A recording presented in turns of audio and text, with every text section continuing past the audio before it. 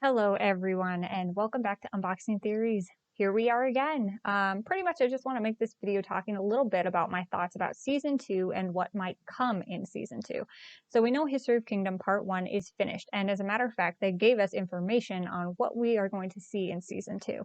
So what we know is that right now, or during History of Kingdom Part, or Season 1, we know that the kings were all separated by this battle against darkness. They were all in their separate kingdoms fighting these wars, sometimes between spans of years, but it seemed that regardless of the time period, we were made aware that the kings were alone. So that is something interesting that I'd like to talk about.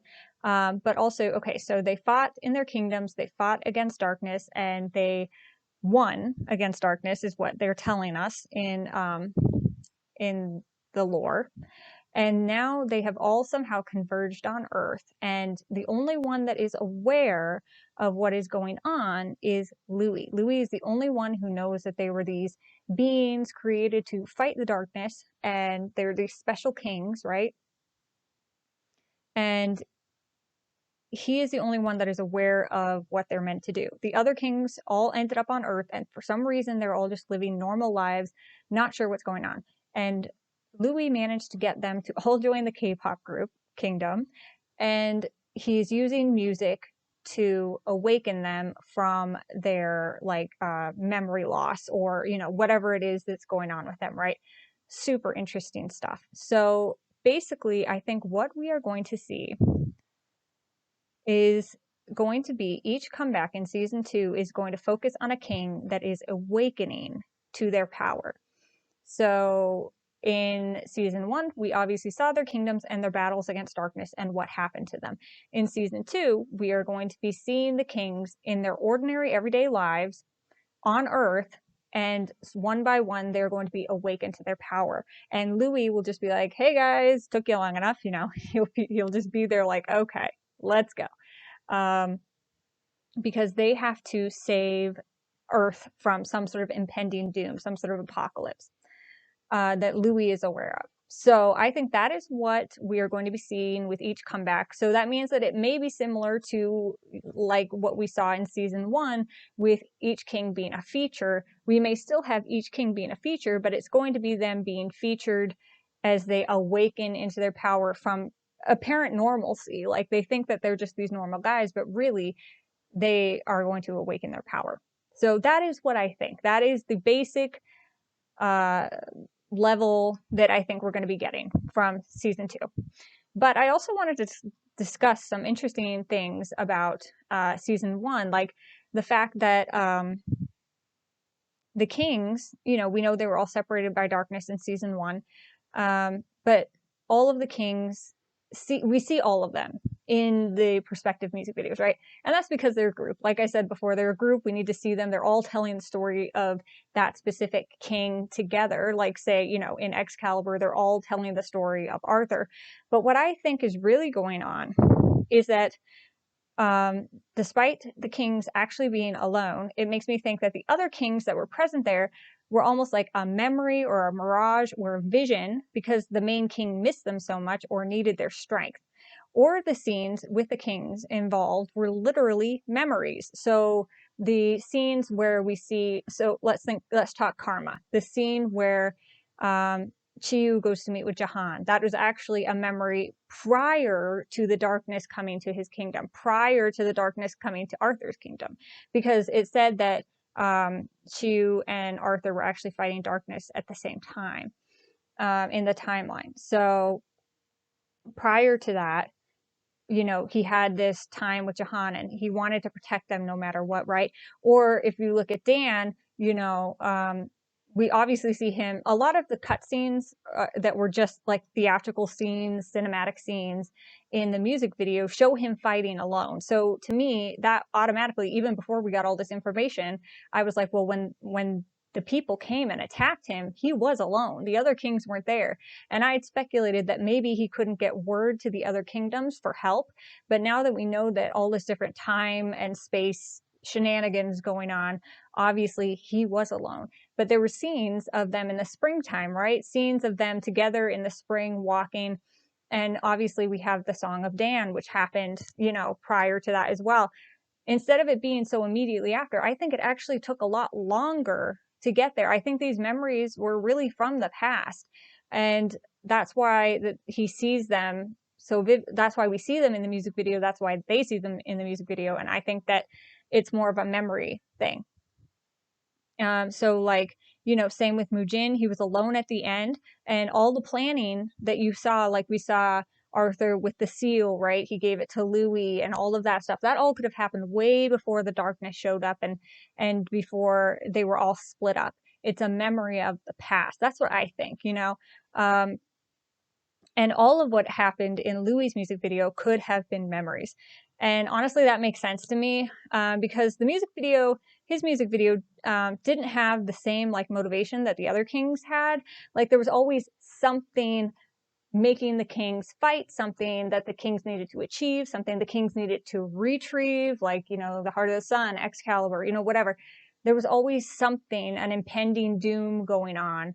But in Louis, he really didn't have that. And even his song was very different because it was all about how he was afraid to see the sunrise. He was afraid to step into the light, basically, you know, he's in his little immortal, you know, bubble, and he was almost afraid to leave that.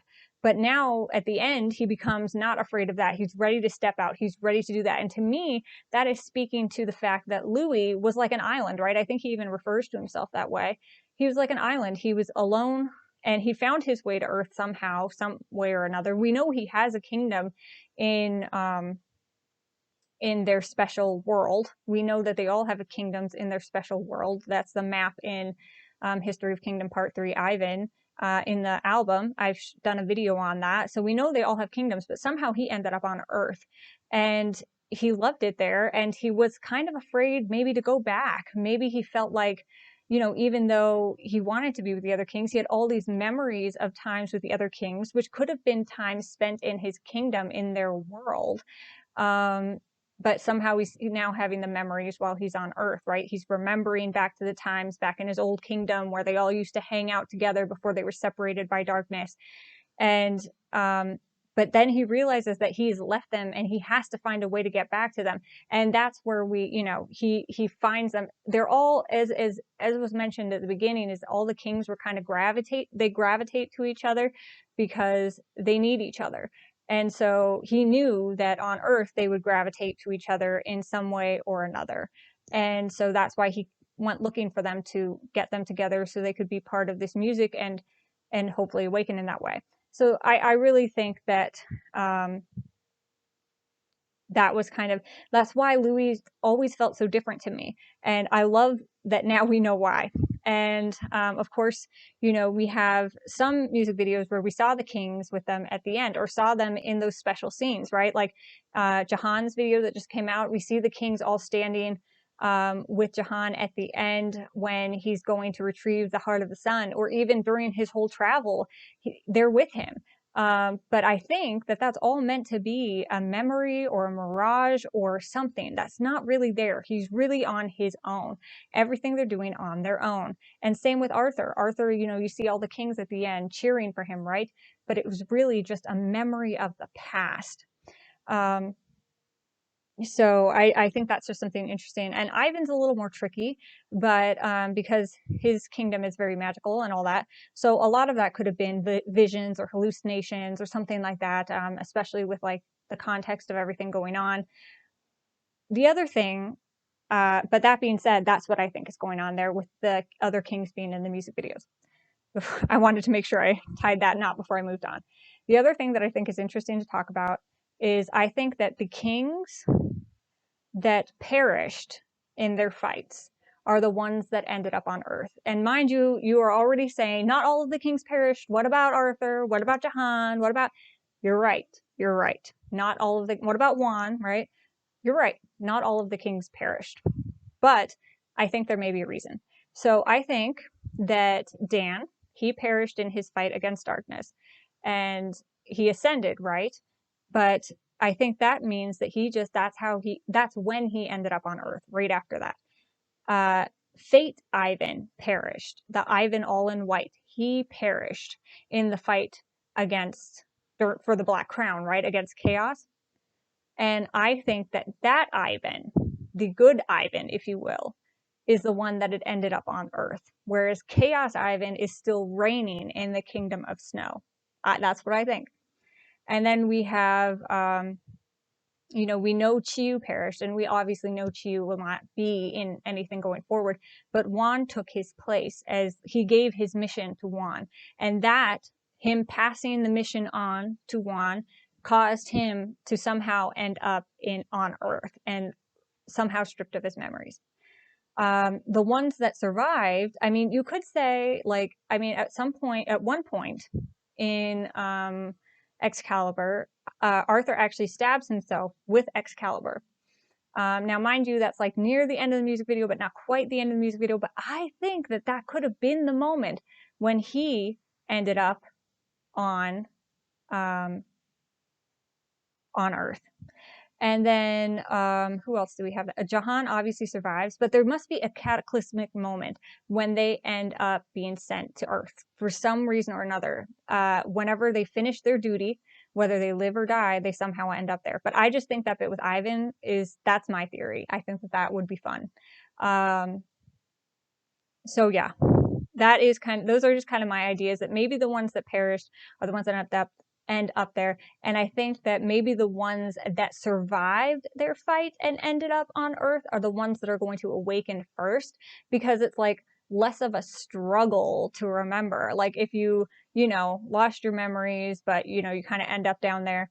Anyway, these are just my thoughts. And Mujin, obviously Mujin, he was trapped under that tree.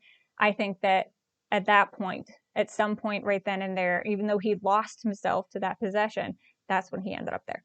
Anyway, you know, these are all kind of like, I'm still trying to pull things together, but these are just ideas that I have about this. Okay. And and I wanted to give a big kudos to one of my besties, one of my King Me besties, who is an incredible artist. First of all, if you don't know her, you need to know her, because she's an incredible artist for Kingdom. And also she has a great shop that she makes cute Kingdom stickers and all this amazing stuff. You really need to check her out. But she actually did an art piece, a few art pieces that are comics that were, which I will show you, but I'm also going to show you where to see the whole thing, because I'm not going to give it out to all of you. I want you to go check out her work yourself. Please go check out her work yourself.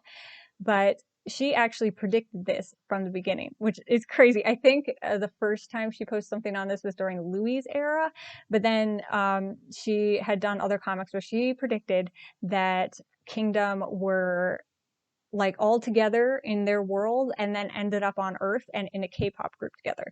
Like she literally predicted that and didn't even think that it was real. 100% she was like, this isn't lore, but this is something fun that I thought about. And she literally predicted it. And I just wanted to give a plug to her and have you guys go check her out, because first of all, her art's amazing. And second of all, you know, it's really fun to look at the artwork, and kind of it gives you a good visual of what we are going to be seeing going forward. And it also includes the lyrics. Like she's so talented at putting it all together to make it make a lot of sense. And I think, you know, again, the lyrics are so important to the story. The visuals and everything is absolutely so important to the story. So please go check her out, and also continue to check out, you know, now that we know the information, right? Now that we know what's happening, look back on all the music videos. Go check out Excalibur if you haven't seen it in a while. Go watch Karma if you haven't seen it in a while. Go watch Black Crown if you haven't seen it in a while. And really, it starts to make you think, like, what is going on here? What did I miss? Also, one thing that I was listening to Black Crown, and my favorite, actually, I was making this this header. I'll post it so you guys can see it. I was making this because I do this every time. I put it on my Tumblr, which I will also show you here if you guys want to follow me on Tumblr. But I make this header, and I always put that line, "Kings never die," on it, because it's my favorite line from Black Crown. I always thought it was super poignant and super just awesome. Like I felt like from the moment I heard that line that was a lore moment. That was a huge lore moment. And now that we're here, I'm like, oh my gosh, that was the lore moment. Like they were literally, really, they were hinting at the fact that the kings don't die. They just reincarnate or they end up in other worlds and through time and whatever. I mean, presumably they can die, right? Like we've seen that happen, and she literally perished, and so did Dan. They can die, but they are brought back. They're brought back in some way or another so that they can continue their task until the darkness is done or until whatever our enemy is done, right? So it's so cool that they were hinting at that from the beginning. And even though it may have seemed like maybe just like an offhanded, like really cool lyric, but offhand, no, I knew that was important. And now we're really seeing that come to fruition. And they've been hinting stuff like that for us for a while. Destiny has always been an important thing in each and every song. Fate, destiny, whatever you want to, whatever it wants to be called, every single song has that in there. And I think that's because it's their fate and their destiny to save the world. And now we're really going to see that come into fruition. I think, as I said, season 2 is going to all be about them awakening to their powers. And then season 3, we're probably going to see them actually begin the fight against whatever it is that they're up against. I could be wrong, but these are my guesses. So I don't really have much more to say about that. I know it's been a little bit bouncy, but I just kind of wanted to get some ideas out there and see if you guys like them and kind of go from there. So if you guys have any theories about what season 2 is going to look like, please drop them below. I would love to hear your theories. And if you like my theories, give it a thumbs up or just say, hey, really liked your theory. Feel free, again, make sure you check out my friend. I've linked all of her information and posted it here. And if you want to check me out on Tumblr, you can as well. I don't do a lot on there these days, but every once in a while I post, so feel free to check me out there. And I think that is going to be it. Thank you guys so much for listening. Have a great one.